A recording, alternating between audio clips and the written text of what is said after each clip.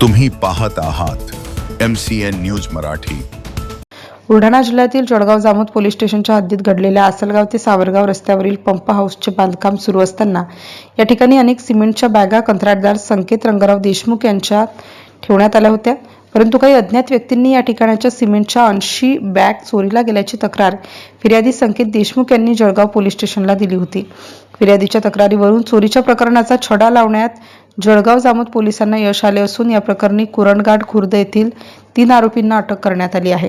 दिनांक 4 आणि 5 मार्चच्या दरम्यान तालुका परिसरात ही चोरीची घटना समोर आली आहे।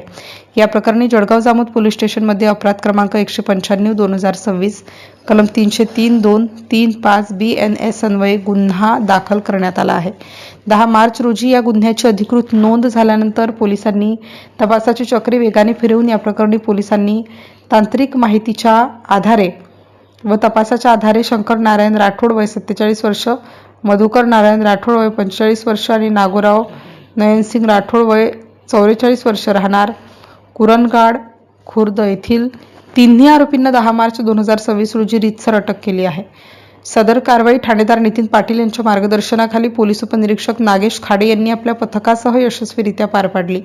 आरोपींना सध्या पोलीस कोठडीत हवालात ठेवण्यात आले असून या कारवाईमुळे परिसरात गुन्हेगारांवर वचक निर्माण झाला आहे। सिमेंट चोरीच्या या गुन्ह्यात कुरणघाट खुर्द येथील अजून काही प्रतिष्ठित नागरिक तसेच राजकीय व्यक्तींचा सहभाग असल्याची चर्चा सध्या परिसरात होत आहे। MCN न्यूज मराठीकरिता संपादक राजीव वाढेसह संजय दांडगे, जळगाव।